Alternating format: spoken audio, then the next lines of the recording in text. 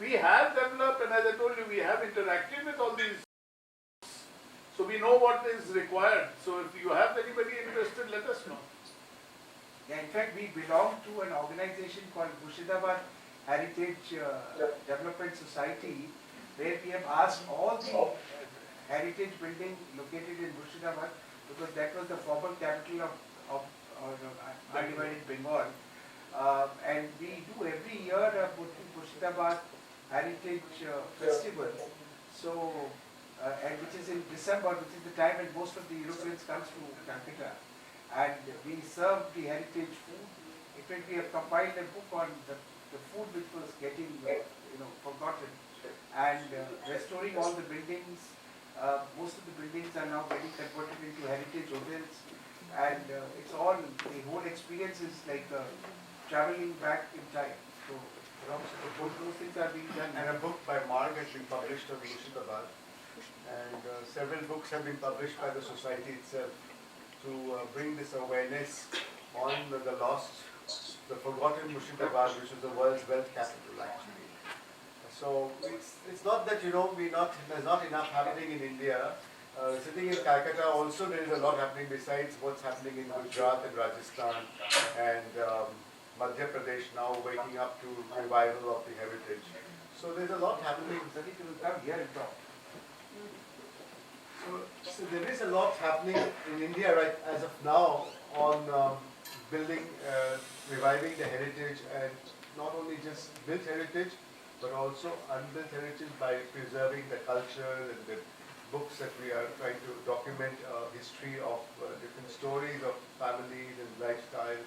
And an interesting one which has just been published was on the cuisine, which Pradeep just mentioned. It's a very interesting fusion cuisine, unique in India between the Muslim and the Rajasthani and the Bengali food from... And the Jain Rajasthani, who doesn't eat potato and onions and garlic and ginger and all that. So, and then we are right now working on the mangoes, which were sent from Murshidabad to Buckingham Palace and to the Downing Street. We have all those letters, those written by the Buckingham, the Secretary of the Queen of England, handwritten, because there was no typewriter at that time. We have letters which are typed by the Prime Minister, Secretary of the Prime Minister of UK. The mango arrived in good condition and served, when the French ambassador or the French emperor was here for dinner, these mangoes were cut and served. All those letters are there. We are trying to locate, there were 400 varieties of mango. So we are trying to document all those mangoes, where they are, that they are still there. Even one tree is there, we want to see that it doesn't get lost. So all that work is happening here also. All this talk of food makes me want to come right away now. Interestingly, we did Very hot now, very hot. Come in after October. Then there'll be no mangoes left in that. Interestingly, we did this mango festival. Excuse me. The INTAC is funded by the government of India, or INTAC was set up by the government of India. The corpus was provided by them, and it was from what is called the Charles Wallace Trust. And then it was set up as an autonomous body which is totally independent of the government.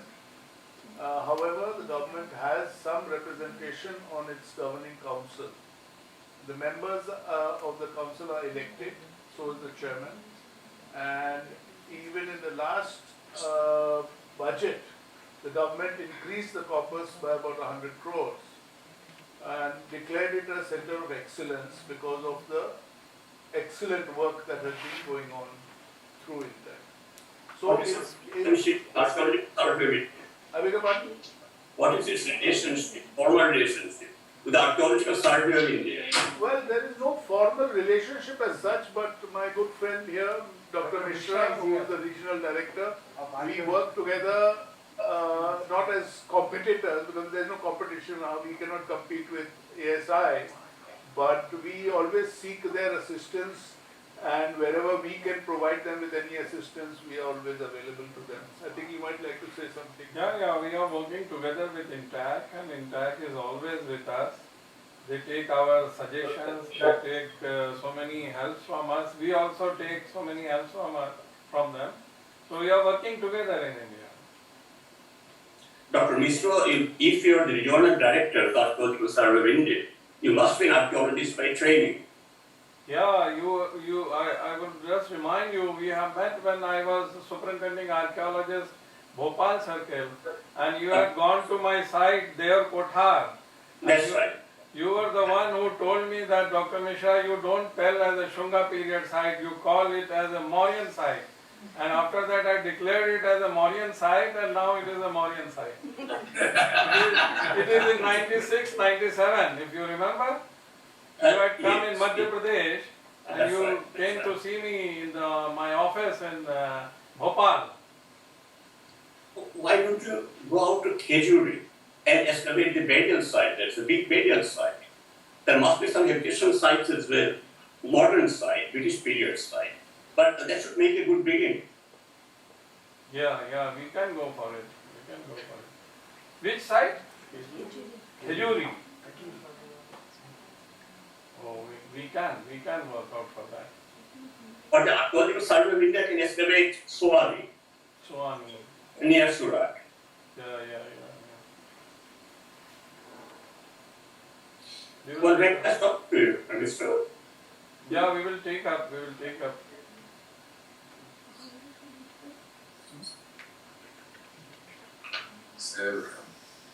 But very important thing in your lecture which is required, which I would just suggest you, that from your side some action should be taken for making an inventory of all heritage colonial buildings. Because what I feel personally, that these colonial buildings are now endangered by modernization. And we have many colonial buildings not only in eastern India but all over the country.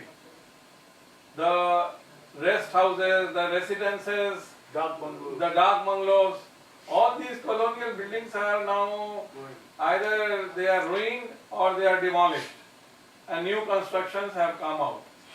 So from UK, your UK side, some action, some government, some activity is required so that we become little serious about it.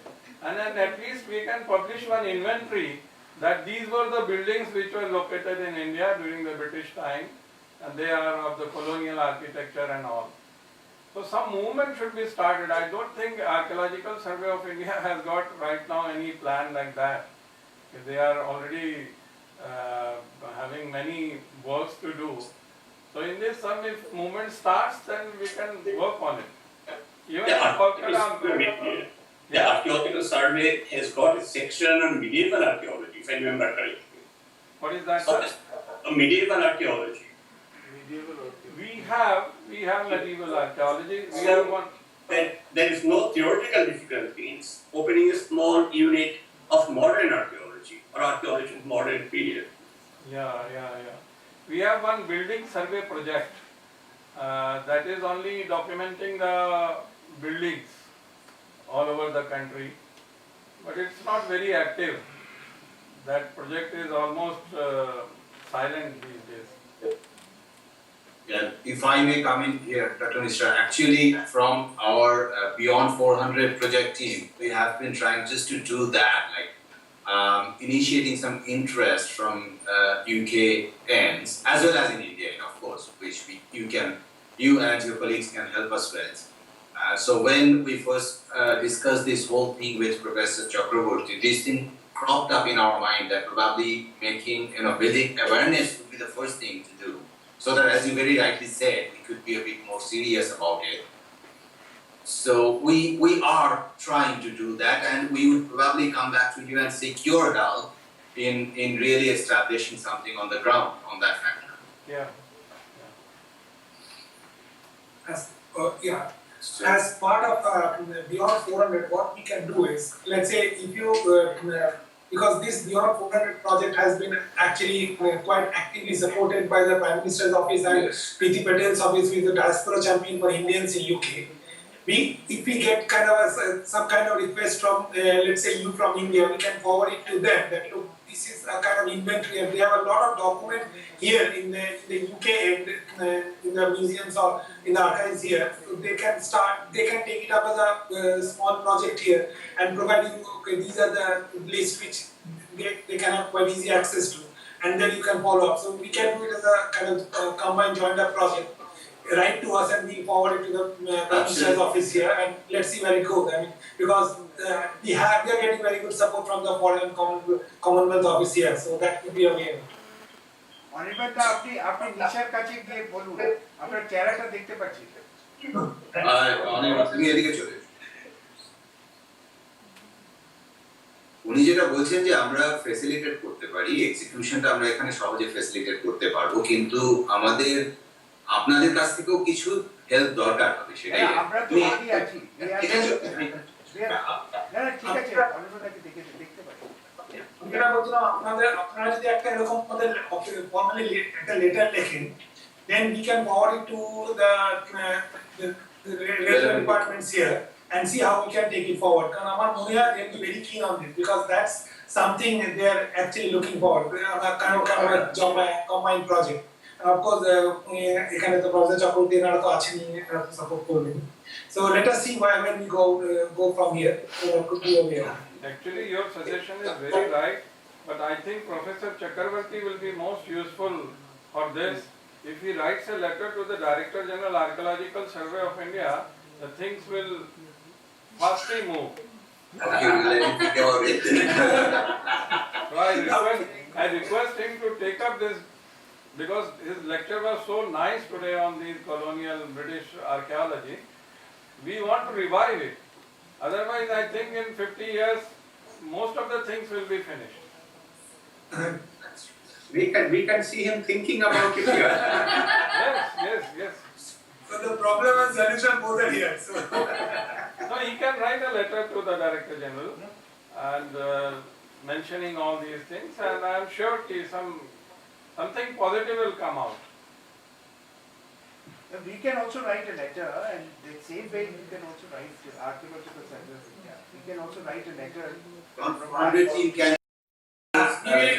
thing, of course, and then we can request all the relevant experts to chip in their expertise and whatever suggestions they have, and then we can take it on from there probably. In fact, আজকে উনি যে স্পিচটা দিলেন, he has got a document of that also, will forward that also. সেটাও আপনাদের একটা ভালো document হিসেবে কাজ করবে to start. Yes, of course. Come down here. Dr. Anusha Chatterjee. Oh, sorry, Chakrabarti. It's fine. Thank you.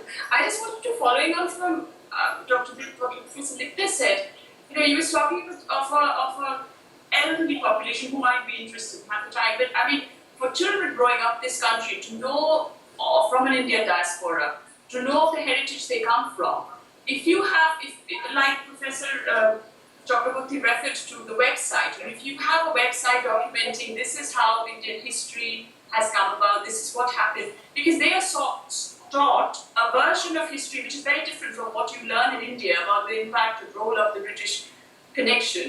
So for them to be able to trace that heritage in a meaningful way, going from one place to another when they visit, that would be a very important thing for parents or even the younger generation who go there. So if you keep that in mind, it's not just the geriatric population who are interested in their past, it is also the future of both this country and the country there that has. That is a very important point, because today's child is tomorrow's tourist. That's right. And it gives a very rounded view of what is actually or what was to this generation. If I try to explain to my daughter growing here what British colonialism meant, I don't know what view to actually propagate. So it would be better if they formed their own opinions, if they went to places and visited, and it's a more rounded view then. And in our schools here, I'm sure also in schools in India, children are now becoming much more computer savvy.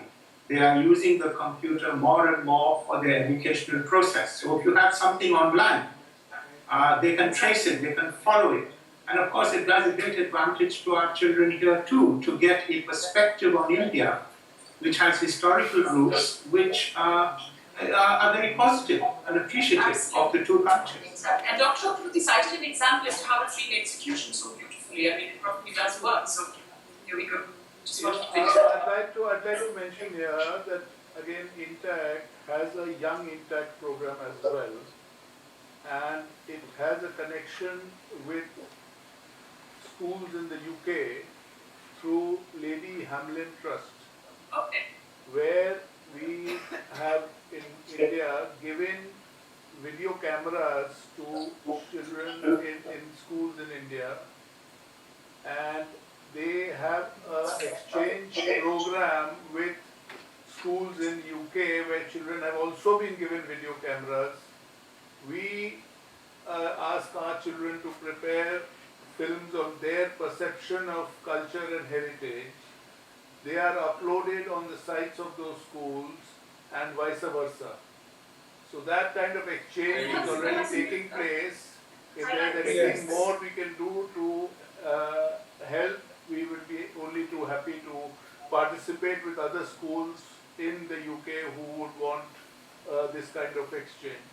I think that's a very interesting proposition, because I can tell you, a lot of schools would like to be part of this initiative, because given the growing Indian population here, this is going to be really something they really want. And it is not only a growing Indian population numerically, it is a growing Indian population in influence. Yes. I mean, now more and more, the Indian population in this country is becoming influential, economically, socially, and in other ways. So we are really talking about a very important nucleus of future power, which we can harness in the best way. And this kind of organization, 400 and so on, is very important to enable that to take place.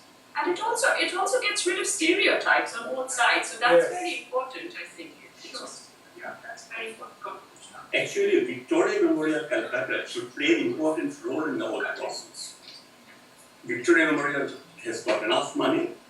They can easily open up a small archaeology unit for doing this kind of work.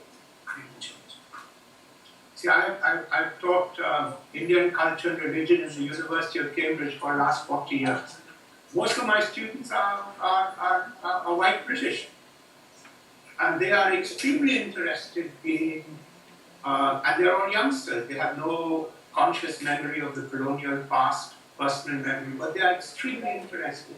It's one of the most popular subjects in my department. So I think that we can actually build in very practical ways on this and bring our two countries closer together in all sorts of fruitful ways, not least economically. You know, I must tell you, both of us are from Banaras Hindu University. And we had about maybe 8 or 10 years back, I think, the British Deputy High Commissioner here, one Dr. Michina, who was also, he was Indologist from Banaras University, did his PhD there.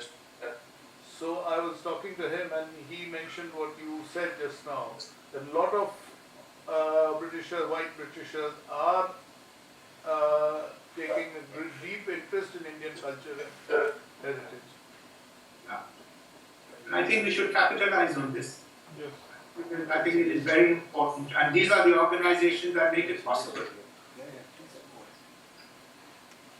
As Professor Lipnet just told, that we need to be practical, and if the students in UK, if they are taking interest in India, then the practical thing is just documentation, according to me, is not enough. You have to go to the practical realities of life. So many of these heritage premises or heritage facilities that should be converted into heritage hotels. It has been done in many places in Rajasthan, and those hotels should not be, the purpose is not to do the business. The purpose is to provide facilities to the tourists who are coming from abroad. If that facility can be provided with the mutual cooperation of the UK government and the Indian government, then that will go a long way in attracting tourists, those who want to see the old British time heritage buildings or like Mr. Tea Gardens. You are making a point about and sir, infrastructure, which I was talking I would about. like to add that this colonial rule, you see, the Indians, we have got lot many good things, good systems, administration, possibly the government of states and government of India is also running because of the systems which are, I think, a gift from the British rules.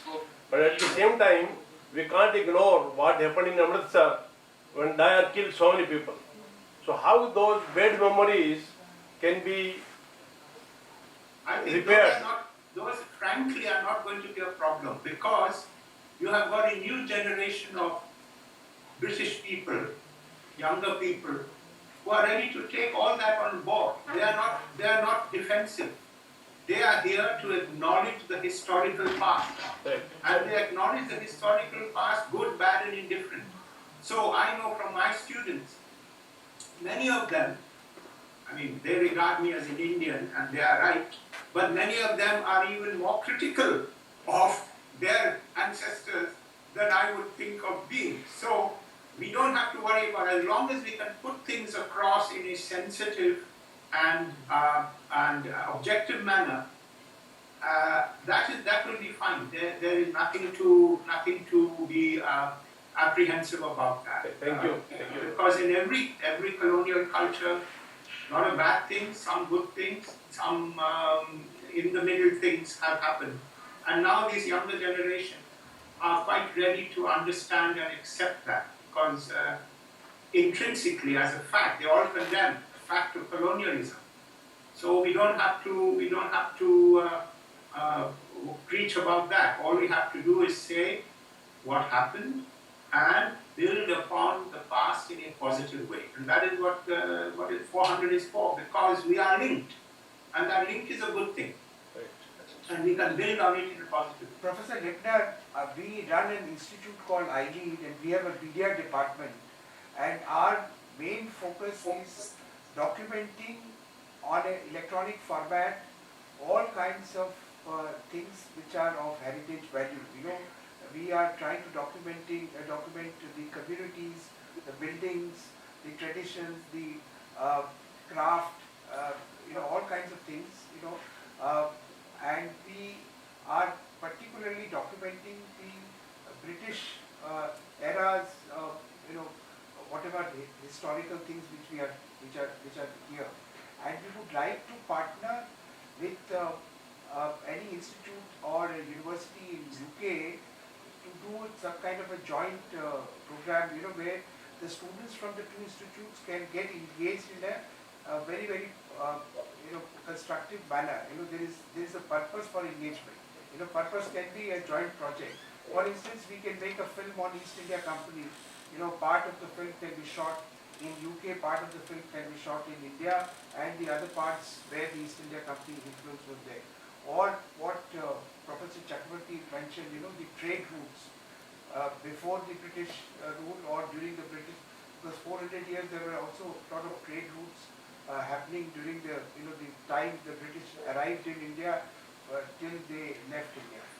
All the British companies which initially came and set up their agency houses, the things which they built, the railways, the telegraph system, the bridges which Professor Chakravarti mentioned, all kinds of things, which is infrastructure they built, the ports, the high ports, the coaties from the factories from where they traded. Many of these factories still exist. I went to Qasim Bazaar. Some of those bricks which are coming out of these old godowns are actually from the British period. They have a lot of archaeological value. So, many such things are there which needs to be documented, both in the print form and in electronic format. So that we are getting involved. We are encouraging our students and the faculty member to do it as their project. In the process, they are also documenting the history which otherwise will be lost. So it becomes part of their project, and it also helps the heritage to be preserved. So in this kind of an endeavor, if we can get some partnership with any of the British institute or university, we'll be too glad to do this. We can have people visiting us, and we can also visit and see some such examples having done in UK and those can be role models which we can emulate here. This kind of thing which can be part of this 400 and beyond initiative. This is my first participation. I don't know about Dilipda, but this is my first participation in this 400 project, and so many ideas have been thrown out. Ektu dhire dekho, we will wait and see, and try and take matters in certain respects forward. So, onek dhonnobad apnake. We have understood a lot of potential has now risen in our conversation. Thank you very much. Okay, thank you, Adhipada. Thank you. Anyone would like to wrap it up with? Okay, so we really thank you, all of you from here. It was a very lively discussion, and we hope to be able to meet sometime soon in the future and take up from whatever we have discussed today. Thank you. Bye-bye. Bye. Bye.